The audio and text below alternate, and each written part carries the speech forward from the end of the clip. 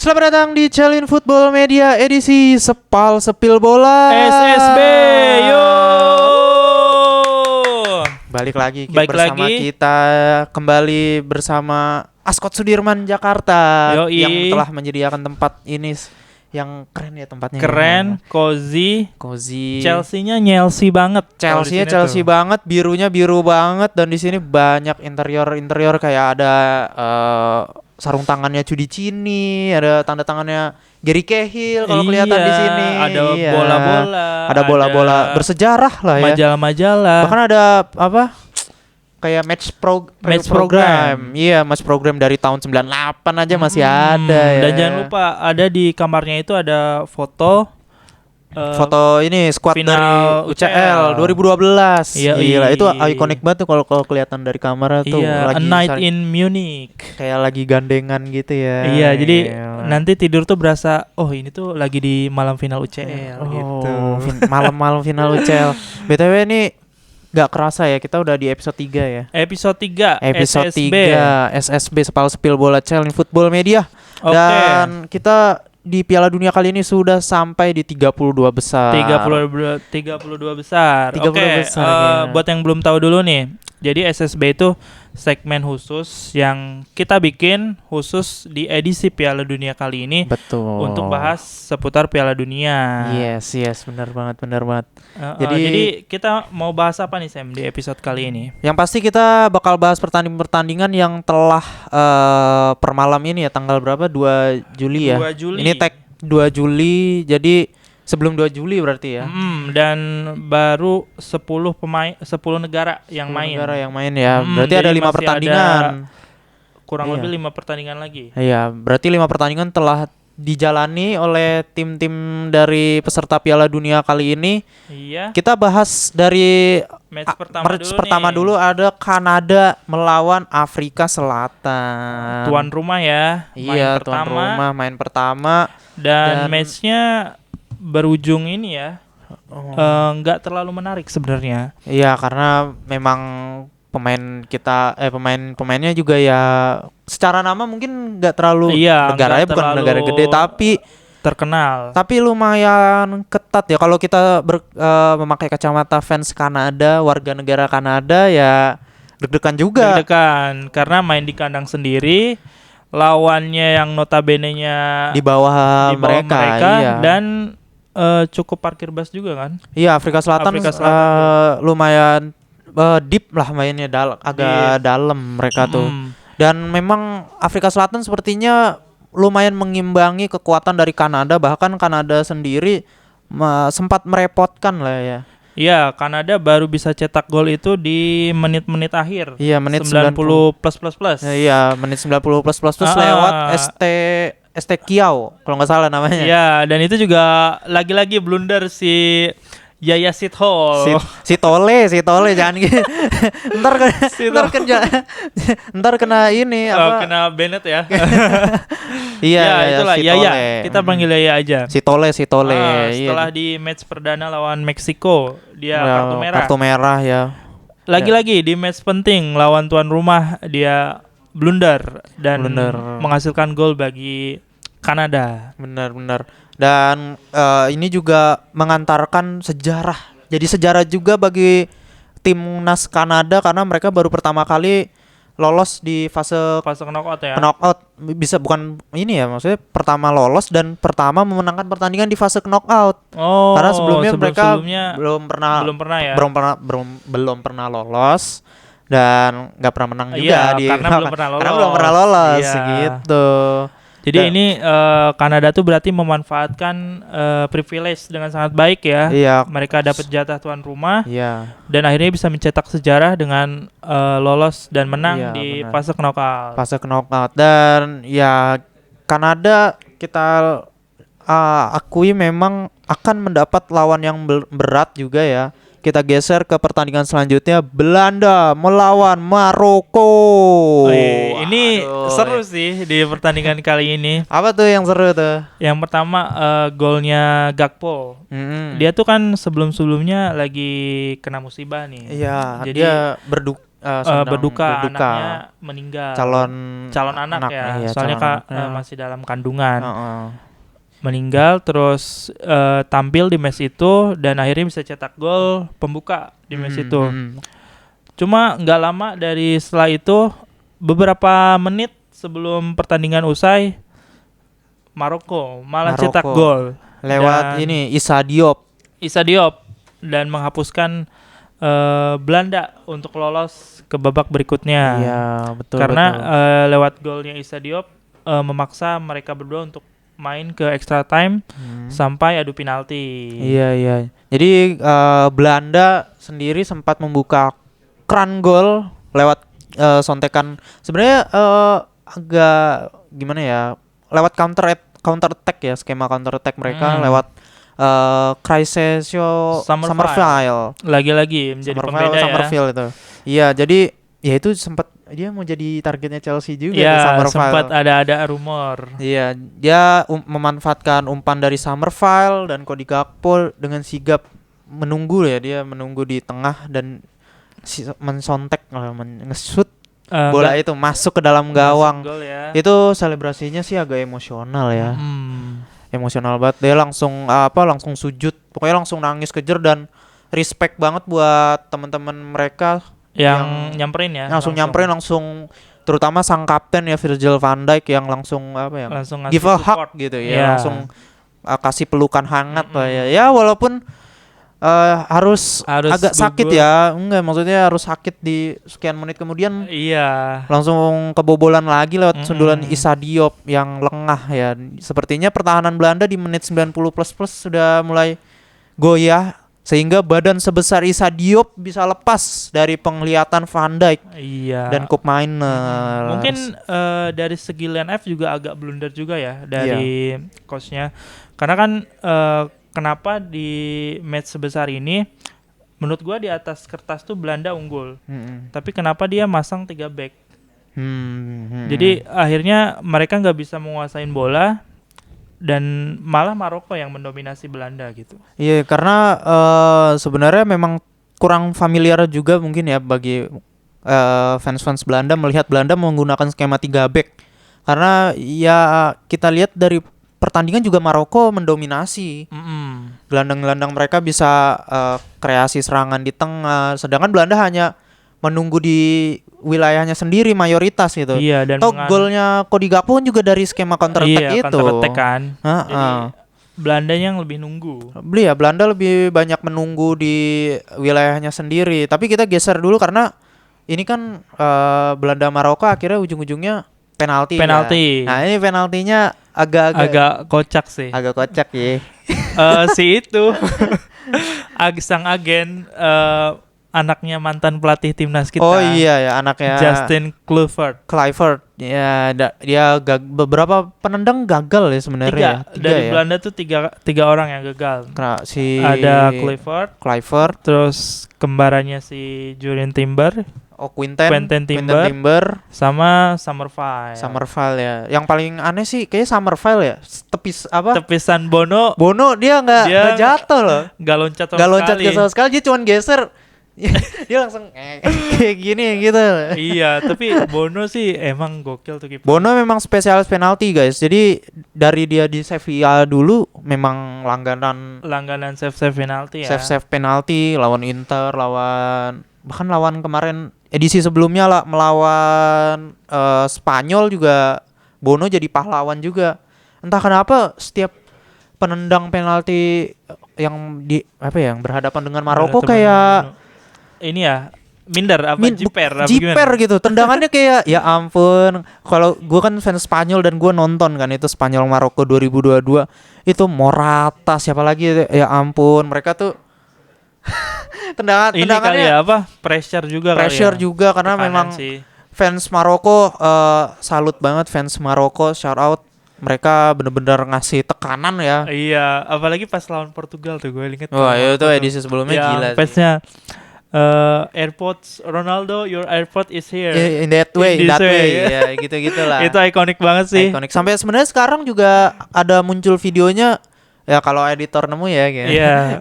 Boleh nanti ditampilin. Boleh nanti kalau ditampilin ada videonya di tunnel gitu, jalan si pemain Belanda jalan Nah, masuk tunnel, terus kayak ada yang rekam airport in that way, airport in that way gitu-gitu. diulang ya Diulang gitu. lagi, jadi PTSD deh gitu. Tapi salut juga sama mentalitas pemain Maroko ya. Memang tidak, memang harus diakui Harus mereka. diakui sebenarnya Maroko tuh bukan kuda hitam lagi sih. Iya, iya Udah benar-benar. jadi Tim besar dunia mereka. Mm-mm, Mereka salah udah satu- bukan tim ecek-ecek kuda hitam kayak tahun 2022 dia datang ke Qatar. Dia datang ke Amerika statusnya sebagai mantan semifinalis. Iya, Yang- dan bahkan bisa dihitung sebagai juara Copa Copa America. Copa Copa America apa? Piala Afrika. Iya, status. Ya walaupun kontroversial, tapi secara mentalitas jujur gue salut. Dan memang rekor Belanda ini berbanding terbalik dengan Maroko ya soal adu penalti. Adu penalti. Karena di adu penalti ini Belanda cukup memprihatinkan lah ya. Karena rekornya jelek, Kalau terutama adu di penalti. internasional kayak internasional match kayak Piala Dunia. Iya, soalnya di edisi sebelumnya mereka kesingkir juga lewat penalti kan. Lawan Argentina juga. Lawan Argentina. Dan 2014 juga lawan Argentina juga Argentina kalah lagi. adu penalti. Di Jadi semifinal ya. iya semifinal, Iya, benar-benar semifinal. semifinal. Jadi Belanda memang mentalitas, mungkin ini harus jadi evaluasi juga ya kayaknya buat kita, nggak tahu ya, mungkin Kuman ini latihan adu penalti nggak, mereka mikir nggak sih kalau bahwa ini babak Kalau knockout nih iya, ada adu penalti loh Perawat gitu. tuh pasti ada penalti. Mereka latihan nggak gitu loh maksudnya. Jadi kayak padahal kipernya Bart Verbruggen udah Di Brighton juga lumayan, maksudnya lumayan oke lah. Kan Oke. sempat save one on one itu sama, inget banget pemainnya Maroko namanya Rahimi. Dia udah save one on one sama Rahimi yang nomor 9 itu jujur keren banget. Tapi sayangnya dia ketemu Rahimi lagi di adu penalti selanjutnya agak kurang hoki. Agak Dia kurang, udah ya. nepis Bart Verbruggen, cuman bolanya agak terlalu kencang mungkin. terlalu kenceng, jadi bukan terlalu kenceng ya, iya terlalu kenceng mental, kena kakinya Bart Verbruggen jadi masuk lagi. Udah ketepis gitu, bolanya gitu. itu, jadi kayak agak Bart Verbruggen kayak agak nyesek juga ya. Dan Iya sih. penendang-penendangnya teman-temannya agak koplak nih, agak ngaco sebenarnya. agak ngaco. Jadi ya Iya, tapi baik lagi ke mental sih. mm-mm. Kalau di Piala Dunia udah adu penalti, yang bicara ya mental. Mental bener. Nah ngomong-ngomong soal mental nih, kan Maroko nextnya lawan Kanada nih. Kira-kira goyah nggak tuh? Karena kan Kanada ini terhitung Main sebagai di tuan rumah ya. sebagai tuan rumah. Main di kandang sendiri. Tapi gue yakin sih Maroko bakal lolos. Maroko tetap bakal lolos. Ya? Tetap bakal lolos. Apakah bakal maksa Kanada bakal adu penalti lagi? Gue rasa enggak. Enggak ya. Di kali 90 ini, menit 90 menit atau normal. enggak extra time? 90 menit normal Maroko gue yakin bisa. Oh, 90 menit langsung kelar aja Langsung gitu. kelar. Iya Bisa 1 atau 2 gol mungkin. Tapi kita nggak bisa meremehkan Kanada juga ya, privilege. Iya, betul. Sebagai tuan rumah, tekanan atmosfer stadionnya juga pasti lebih beda lah ketimbang kemarin di. Yap, betul. Ngomongin soal tuan rumah, yang menarik juga ada Meksiko nih. Oh iya, Meksiko. Ada tuan rumah yang lain, Meksiko. Dia di sepanjang Piala Dunia kali ini belum kebobolan. Belum kebobolan dan belum Kalah juga. belum kalah kayaknya Belum deh. kalah, belum kebobolan. Gila itu Meksiko. Emang kita ngomongin Meksiko nih, ngomongin salah satu stadion yang kebanggaan mereka, Stadion Azteca, Mexico City Stadium.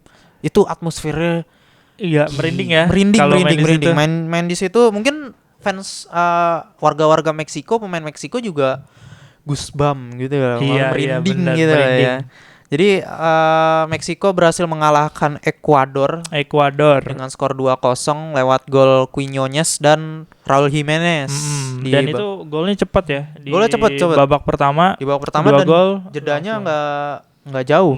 Nggak jauh. Iya, nggak jauh, dan itu juga dari skema serangan yang cukup cepat lah. Jadi kayak serangan kilat gitu. Jadi pertama Quiñones dari counter attack dan Raúl Jiménez memanfaatkan kesalahan dari back Ekuador. Iya, sayang banget ya, padahal Ekuador nih di kualifikasi merupakan salah satu tim unggulan dari Amerika. Iya, Amerika Latin ya. Amerika dari Latin. zona CONMEBOL mereka posisinya di posisi 2 di bawah posisi Argentina. 2 di bawah Argentina. Tapi harus takluk dari Meksiko yang kita bicara soal squad di dalam masing-masing tim. Kita kan kalau lihat Meksiko paling yang kita kenal Raul Jimenez atau enggak ada Edson Alvarez. Kalau dulu tuh ini Chicharito. Iya, dulu Chicharito. Kalau dulu Meksiko banyak yang ada Ochoa, ada si itu apa 2018 tuh Irving Lozano. Oh iya, ada Irving Lozano. Itu winger yang bagus sekali dan datang ke Piala Dunia kali ini Meksiko nama-namanya juga tidak masih asing ya. Masih asing sih. Terutama ada rising star ini kayak gelandangnya Maroko Ayoub Boudadi. Oh iya, nah, di muda ya. Meksiko juga ada namanya iya, Gilberto Mora, itu lumayan memberi sengatan terhadap Pacho dan back Ekuador ya. Caicedo juga ya. Dan Caicedo juga. Mas saya Ekuador nih kan skuadnya mewah. Bisa dibilang mewah dan lini pertahanannya sih yang iya, ada Pacho, ada Hincapi, ada Estupinian, ada Caicedo. Tapi sayang harus pulang dan lebih awal ya. Tunduk dari keangkeran Azteca itu sendiri. Azteca tuh stadion bersejarah banget. Itu dari Piala Dunia 1970 Pele mengangkat gelar ketiganya di situ ya. Di situ di Azteca. Dan Maradona, kalau kalian tahu nanti editor kasih foto Black gitu. Maradona gol tangan Tuhan. Ya itu kan kejadiannya di situ ya. Iya, di Azteca. Jadi Azteca nih memang kayak stadion kayak Maracana atau Wembley yang syarat akan sejarah gitu. Prestis ya. Iya, ngomong-ngomong soal Wembley, kita geser dulu ke Eropa Inggris. Ya. Ada Inggris yang baru saja mengalahkan Kongo dengan skor 2-1 lewat brace dari Harry Kane, sang pahlawan Inggris. Iya, Pangeran Kane ya. Gila itu. Kayaknya kalau Harry Kane pensiun, Inggris ini agak PR ya. banget sih. Karena selain Kane, strikernya siapa lagi sekarang? Dominic Calvert-Lewin, Oli Watkins. Belum ada sih regenerasinya. Oh, ada. Liam Delap. Liam Delap sebenarnya padahal digadang-gadang ya. Iya. Wow, ini pasti penerusnya Ken di timnas. Tapi aduh, tapi performanya sejauh musim kemarin masih mengecewakan. Mengecewakan Liam Delap ini. Dan Kongo sempat unggul terlebih dahulu. Unggul di bawah 10 menit udah unggul 1-0. Iya, menit 7 dia udah cetak gol. Menit 7 udah cetak gol dan itu lumayan agak panik juga ya, fans Inggris agak shaky. Tapi di babak kedua ternyata Ken menunjukkan kelasnya bahwa dia adalah salah satu striker terhebat top ya. Dan dia bisa dibilang setara sama Haaland, Mbappe di Piala Dunia kali ini. Di Piala Dunia kali ini, karena kalau ngomongin soal top skor, sebentar geser ke top skor, ini Harry Kane udah masuk Harry Kane udah ke 5 gol dia. 5 gol, Haaland 5 gol, Mbappe sama Messi 6 gol. Iya, itu keren. Iya, yang persaingannya, wah jangan ngomong sebelah. Simpan dulu yang ngomongin sebelahnya. Yang sebelah masih jauh ya di bawah. Iya. Kira-kira Inggris ini bisa nggak ya? Karena kan pasti mainnya di Azteca lagi kan, di Meksiko kan. Oh iya, lawannya Meksiko ya? Iya, karena Inggris akan bertemu melawan Meksiko di Azteca. Nah itu Azteca jujur horor ya. Tapi ngelihat lawan Kongo kemarin sih kayaknya Inggris bakal lebih kesulitan lawan Meksiko nanti. Iya, bakal kesulitan banget. Dan Tuchel sebenarnya sendiri spesialis bertahan ya. Kalau gue lihat, karena kan Meksiko pasti bakal nyerang habis-habisan ya. Tapi kita nggak tahu nih Meksiko bersama Javier Aguirre, dia sebelumnya memang permainan lebih terbuka, mengandalkan sayap-sayap yang lincah kayak Quinones dan pemain muda kreatif mereka Gilberto Mora. Tapi sayangnya ini Inggris yang akan Tapi dari match kemarin semoga Tuchel sadar ya. Karena di match kemarin Madueke itu ngapain? Iya benar-benar. Di Arsenal aja dia Madueke itu pelapisnya Saka, tapi di timnas dibalik Saka yang jadi pelapisnya Madueke. Kenapa tuh? Ada apa? Kalian fans Inggris komen di bawah. Tim Saka atau tim Madueke yang harus starter melawan Meksiko. Dan jangan lupakan Anthony Gordon ya. Iya, Anthony Gordon. Pemain baru ini ya, Barca ya. Di match kemarin dia nggak starter. Nggak starter. Tapi setelah dia masuk langsung ngasih membawa angin perubahan gitu ya. Iya. Pantesan ya Gordon ada ini. Layak lah dihargain 85 juta. Layak ya. Layak sih. Layak. Jadi kira-kira mungkin pertandingan Inggris Meksiko nanti bakal panas berarti. Bakal panas. Panas. Kita ngomongin panas, kita geser ke negara tropis Brazil. Brazil.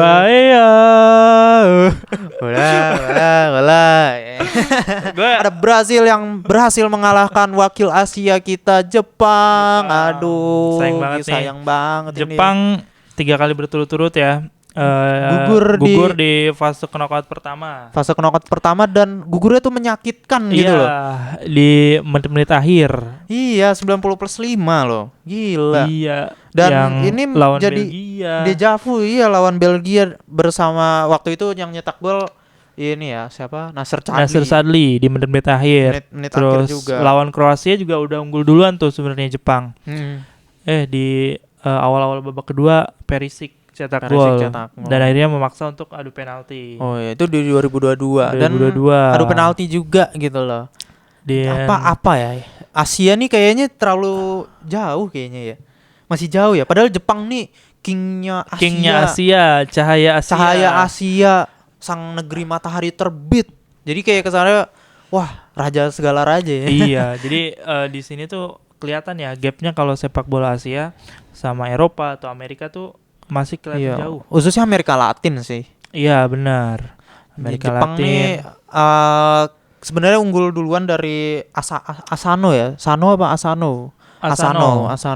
Jadi unggul duluan dari tembakan luar kotak penalti dari Asano dan harus sempat akhirnya main bertahan mereka ya. Mungkin karena takut terlalu hati-hati. Takut hati-hati. Jadi mereka langsung wah udah unggul 1-0. Iya, parkir bus aja lah. Iya, pelatihnya Haji Memoriasu kayak seperti biasa menulis kayak L catat. Ini Liam Ross senior ada temennya nih dari Jepang nih, Haji Memoriasu nih, suka nyatet gini-gini kan. Nyatet. Jadi sayang sekali ya, keunggulan itu harus disamakan kedudukannya lewat sundulan dari Casemiro yang memanfaatkan crossing dari Gabriel Magalhaes. Dan pencetak gol keduanya Gabriel juga ya. Gabriel juga, tapi yang ini bukan Magalhaes, Martinelli. Terakhir. Gila, ini fans Arsenal senang banget ya. Senang, mereka senengan katanya Brazil digendong pemain Arsenal. Oh, apa iya? Katanya. Apa iya? Kita Brazil ini akan menghadapi temennya Norwegia yang telah mengalahkan Pantai Gading. Dan menarik, Gabriel sama Haaland ketemu lagi nih. Oh iya, ini akan jadi duel panas ya. Terulang lagi di Liga Inggris, ke bawah juga di Amerika nih. Di Piala Dunia Erling Haaland melawan Gabriel Magalhaes. Kira-kira bakal sodok-sodokan gitu ya? Kayaknya bakal seru, tapi di conference first sebelumnya Haaland udah bikin statement katanya kayaknya Norwegia akan kesulitan lawan Brazil. Iya. Jadi dia udah nyadar. Iya. Udah nyadar. Haaland juga sempat diinterview juga, tambahan dia sempat diinterview kira-kira Norway juara Piala Dunia nggak ya, ditanya sama reporter. Wah, dia langsung kayak keluar frame langsung ya. Keluar frame langsung. Karena ya ini udah lama kan setelah Norwegia terakhir 28 kali 28 tahun loh. Tahun 98 dia lolos ke Piala Dunia. Kemudian di 2026 ini mereka lolos lagi. Dan menurut gua 16 besar juga udah cukup bagus sih. Iya, udah cukup bagus. Jadi kayak Haaland lebih legowo aja, kalau menang ya alhamdulillah, kalau ya kalah ya wajar ya gitu. Lawannya Brazil gitu loh. Sesuai kata dia, stay humble. Iya. Oke, kita geser ke sedikit ke yang segrup sama Norwegia kemarin. Ada Prancis. Wih, udah keren sih pakai baju ayam jantan. Le Bleu. Di match ini lagi-lagi El Dictator cetak 2 gol. Kylian Mbappe. Dan lagi-lagi assist dari Olise, gila keren banget dah. Iya, dia waktu ada ada momen kontroversial sih enggak ya, cuman agak lucu ya. Yang dia kasih kapten ke wasit ya, nyuruh gitu ya. Nyuruh. Katanya biar cepet katanya. Tapi kan Oliver kayak bukan siapa-siapa ya. Iya, enggak itu wasitnya ya. Michael Oliver loh. Iya, wasit Inggris ya. Wasit Inggris, musuh banyak tim-tim Inggris. Di Iya. hadapan Mbappe kayak bukan apa-apa. Tapi Bukan kita apa-apa. ngomong in game-nya lah. Ya. Ini Swedia benar-benar nggak bisa nggak ngapa. dikasih peluang sih sama Ya Prancis. peluangnya banyak lah, tapi ya tidak bisa memanfaatkannya dengan baik. Iya, dan padahal lini depannya Swedia tuh bisa dibilang cukup oke juga ya. Iya, ada Alexander Isak, ada Gyökeres, ada Elanga. Jadi kayak waduh, ini sayang. Ya bukan Ya, sayang sih, lawannya Prancis. Lawannya guys. Prancis. Lawannya terlalu Prancis, bro. Superior. Banget. Ada Dembele, ada Olise. Olise ini gua ngerti sih kenapa Madrid Ngebet ngejar. ya. Iya, ngebet. Kayak potensialnya performanya Mbappe harus di-unlock sama Olise deh. Iya. Oh ya, dan ngomongin soal Olise, dia tuh sekarang di Piala Dunia udah cetak 5 assist. Dia butuh 1 assist lagi untuk nyamain rekor Pele sebagai pencetak assist terbanyak di satu turnamen Piala Dunia ya. Pele tuh cetak rekornya pada tahun 1970 kalau nggak salah ya. 1970. Jadi dia cuma butuh 1 assist, kayaknya bisa deh dia mecahin rekor itu. Karena nanti Prancis sampai sini bakal ketemu Paraguay. Nah iya, ngomong-ngomong soal Paraguay. Nah, yang habis mengalahkan Der Panzer. Aduh, Jerman harus tersingkir oleh Paraguay lewat adu penalti. Iya, ini kayak di Javu final UCL kemarin sebenarnya. Iya ya. Pertama, gol pertama Jerman tuh dicetak oleh Havertz. Oh iya, bener ya. Kemudian penendang pertama penalti Jerman, Havertz. Benar-benar dan gagal. Terus penendang tapi Arsenal waktu itu gagal juga ya Havertz ya? Dia kan ada penalti deh. Kayaknya berhasil ya. Oh iya. Terus pendang terakhirnya back juga dan endingnya ke bulan guys bolanya itu. Iya, ini kayak Jonathan Tah. Tapi agak miris juga ya. Jerman ini beredar video yang Kimmich yang ngajak, ayo ngambil penentu. Oh, iya, padahal dia udah ngajak ada Gnabry, Goretzka, ada Anton, ada siapa ya? Nathaniel apa bukan ya? Pokoknya si Kimmich kan sebagai kapten dia udah ngambil kan dan masuk gitu. Dan ini penentuan sudden death, penendang penentu yang akhirnya diambil Jonathan Tah ya. Kayak Jonathan Tah tuh kayak dia katanya sebelumnya belum pernah ngambil penalti di adu penalti, apalagi sekrusial Piala Dunia gitu. Kayak ini teman-teman gue kocak nih kagak ada yang mau ngambil. Iya, jadi kayak loser mentality banget ya buat dari Jerman ya. Kayak kita nggak expect loh. Kayak Jerman downfall-nya dan timnas Jerman yang didominasi oleh pemain-pemain besar masih ada punya mental kayak gitu. Iya, padahal ada Words juga. Tapi ya kita nggak tahu. Mungkin kurang sosok leadership juga sih. Benar. Semenjak kehilangan Toni Kroos ya terutama Kroos, ya. Muller udah nggak ada kan? Muller udah nggak ada. Mario Gomez, Ozil ya kreator di lini tengah tuh benar-benar hilang lah. Jerman ini kan gimana ya, kita geser ke pelatihnya Julian Nagelsmann. Ini akhirnya udah ada serbuan kritik Nagelsmann karena udah gagal di 2 turnamen besar, Euro dan Piala Dunia kali ini.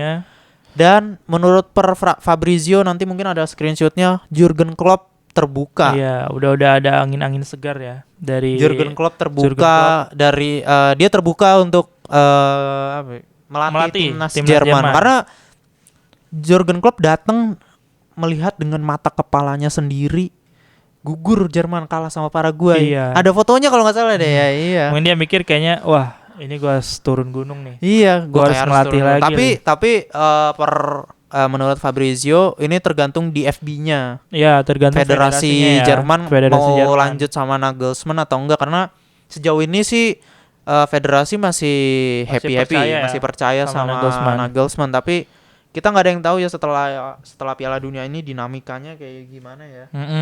Oke, kita lihat ke Paraguay-nya sendiri ya. Paraguay ada Julio Enciso. Gila, Enciso dari Bluko ya. Dari Bluko FC yang berhasil mencetak gol penyama kedudukan ya. Lewat sundulan. Lepas dari pengawalan Jonathan Tah ya. Iya, lagi-lagi Tah ya. Lagi-lagi Tah. Rudiger ya. Sama Rudiger yang backnya. Padahal tanpa mendiskreditkan kemampuannya, badannya lumayan ini ya. Posturnya oke. Posturnya enggak, maksudnya posturnya tidak setinggi Tidak setinggi Tah. Rudiger, tapi bisa ngambil sundulan dan lepas penghawalan itu yang Iya, ini agak blunder banget ini dari Jerman dari ini. Jerman. Paraguay menurut lo Riz, sejauh mana nih? Kita nggak usah lolos dulu deh. Meladeni perlawanan dari trio Mbappe, Dembele, Olise. Iya, nggak kebantai juga udah syukur sih. kalau kata Syukur gua. ya. Iya. Berat Pak, soalnya Prancis. Prancis ya. Iya, Prancis tuh balik lagi ya. Mereka di Piala Dunia ini udah cetak 13 gol. Dan semua golnya itu dicetak oleh pemain depan. Jadi kalau tim-tim lain kan ada back atau gelandang, ya, atau winger atau variasi lah Iya. cetak golnya. Kalau Prancis ini dari lini depan semua, dari Mbappe, Olise. Olise belum. Olise belum ya? Belum cetak gol. Ada Besok lawan Paraguay dia nyetak gol. baru Mbappe, Dembele, Iya. Barcola sama Doué. Doué yang cetak gol iya. tuh. Barcola juga akhirnya dia tidak menyanyiakan peluang ya seperti di final UCL kemarin. Ya, betul. Syutingnya akhirnya membaik ya. Dan berhasil mencetak gol kedua. Gol kedua. Gol kedua ya, benar ya. Gol keduanya kedua juga dari di Piala Prancis. Dunia. Oh, iya benar. Dia di sejauh Piala Dunia ini udah cetak 2 gol sama 1 assist. Iya. Tapi ini kayak berkah sendiri ya. Sedikit keluar topik karena banyaknya games jadi kayak top scorer kayak gampang juga ya. Gampang cetak gol ya. Gampang cetak gol kayak dulu tuh 6 gol Ronaldo botak aja setengah Susah mati gitu itu ya. 2002 ya kan. Nyetak 6 gol kayaknya Sekarang gampang. 6 gol baru ini doang. Baru ya. 6. Ini 16 besar aja belum nih. Belum, iya. Udah ada yang cetak 6 gol. Iya.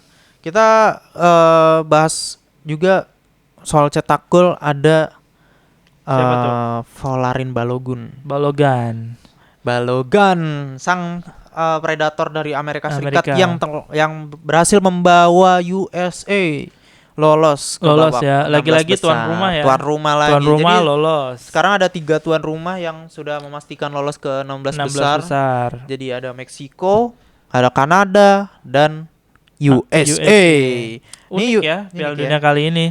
USA ini sempat ini agak ini ya aneh karena Folarin Balogun ini pencetak gol tapi juga kartu merah di babak kedua. Nah, iya kartu merahnya juga kontroversi ya. Kontroversi. Kenapa? Karena our God King Messi, King Leo ngelakuin hal yang sama. Tapi dia nggak kartu merah. Iya, tapi hasilnya berbeda. Keputusannya lain. Nah, ini sempat menimbulkan kontroversi lah. Kenapa Balogun dapat kartu merah sedangkan Messi enggak gitu. Balogun sendiri sebenarnya agak dia kalau nonton USA lawan apa tuh?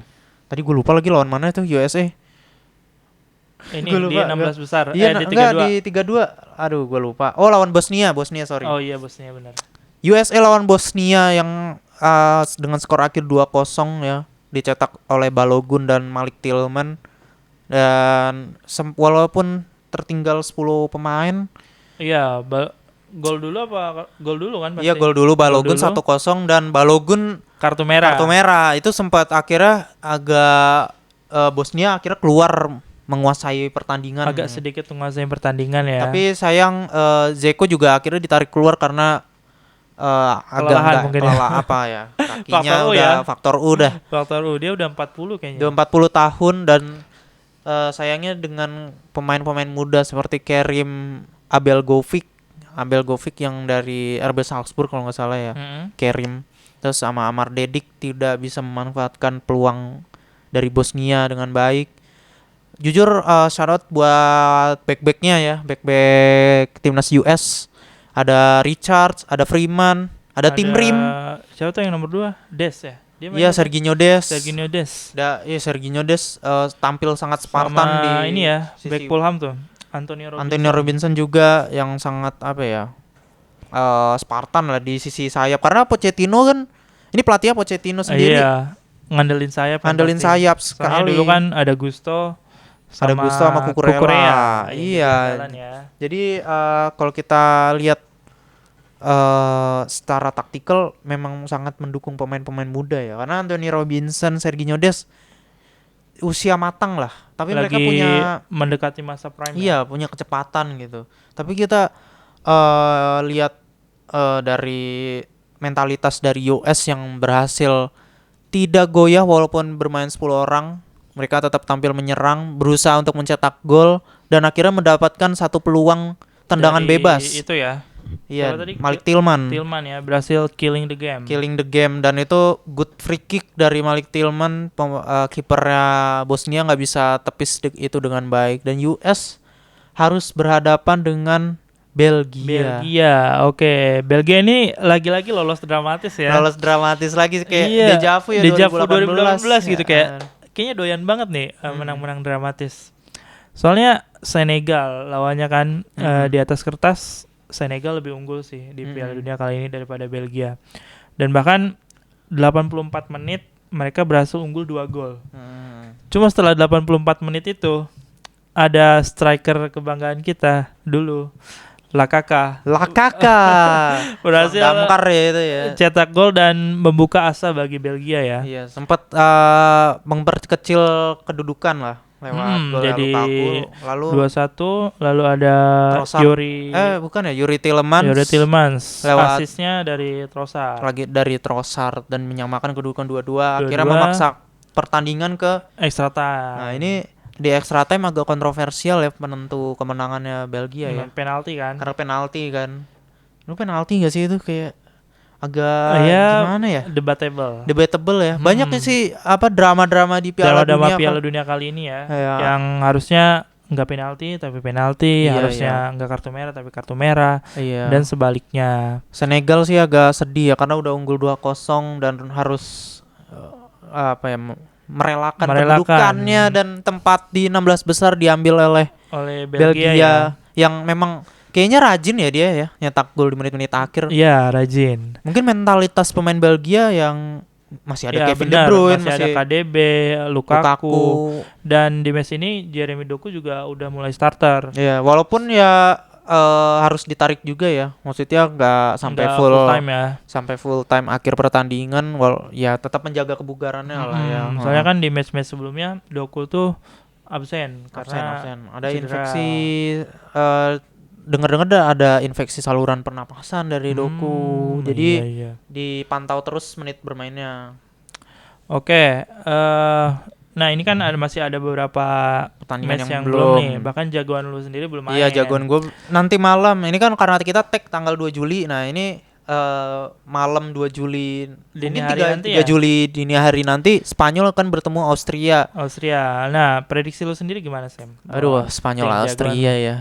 Spanyol ini sayangnya kemarin sebenarnya kita banyak peluang melawan Uruguay ya. Uruguay itu jujur aja agak kasar mainnya. Kayak agak ya kasar lah pokoknya. Akhirnya ujung-ujungnya dapat kartu merah juga kan itu pemainnya Uruguay. Dan sayang sekali memang entah kenapa kita tidak menemukan ketajaman dari Ferran Torres ya. Terus siapa lagi strikernya tuh? Ada Oyarzabal. Ya, Oyarzabal sempat cetak hat-trick kalau nggak salah waktu lawan Saudi Arabia ya. Tapi itu Saudi Arabia, guys. Iya. Marcelino aja bisa brace, apalagi Oyarzabal ya. Iya benar. Jadi gue berharap Lamine Yamal sehat yang pasti, dan winger kiri nih Alex Baena yang kemarin nyetak gol penentu. Kayaknya baru bersinar di Piala Dunia kali ini ya, Alex Baena. Akhirnya dapat sentuhannya karena di pertandingan pertama dan kedua jujur gue agak kurang ya suka sama Alex Baena, tapi akhirnya di pertandingan ketiga melawan Uruguay mencetak gol penentu kemenangan dari Spanyol lewat sontekannya yang gagal dihadangi. Ini juga kali ya Nico Williams ini agak dia jadi kayak Madueke dah. Sorry to say ini Madueke fans La Roja yang lain. Jadi kayak lebih banyak gocek-gocek, goreng-gorengnya banyak. Makanya mungkin akhirnya sekarang Alex Baena yang jadi starter di wing kiri.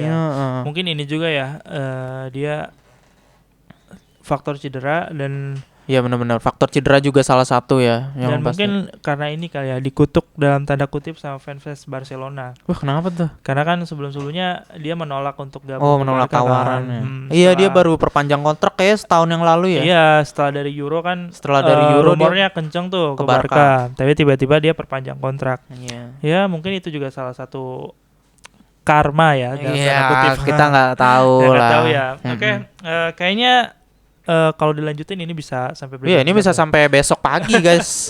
Iya, kalau ngomongin bola apalagi Piala Dunia kan, Iya, itu pasti nggak akan ada habisnya. nggak akan ada habisnya dan kita Apalagi tuh. ngomonginnya di Ascot. Dan selain kayak ada Spanyol juga yang bakal selain Spanyol ada Argentina. Ada Argentina, Dan Portugal belum main juga tuh. Belum main juga. Jadi Oke. kira-kira wah ini seru banget Seru sih. Jangan lupa juga tulis prediksi kalian di kolom komentar Kolom ya. komentar Spanyol, Portugal, Argentina. Kira-kira nih duo GOAT kita apakah akan mencetak gol di pertandingan besok-besoknya? Oke, Ya, layak ditunggu ya. layak ditunggu. Oke, Terima kasih buat yang udah nonton. yang udah nonton. Terima kasih juga Ascot Sudirman Jakarta yang Iya, telah menyediakan tempat menyediakan sekeren tempat ini. sekeren ini, Gila. secozy ini, Secozy ini. se-Chelsea ini, Sebiru ini. ini. Kita lihat nih pakai baju saya pakai baju jangan biru. lupa, kalian yang mau nginep apalagi tanggal 8 Agustus nanti, Yang kejauhan ya rumahnya iya, mulai booking dari sekarang. mulai booking guys. dari sekarang nih di Takutnya kepenuhan. Karena nih Ascot jujur aja deket banget dari Di GBK guys. GBK Jadi ya.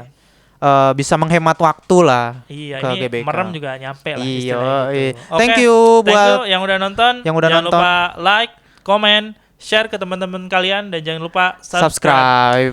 Oke, gua Aris. Gua Samuel pamit undur diri. Bye bye. Bye.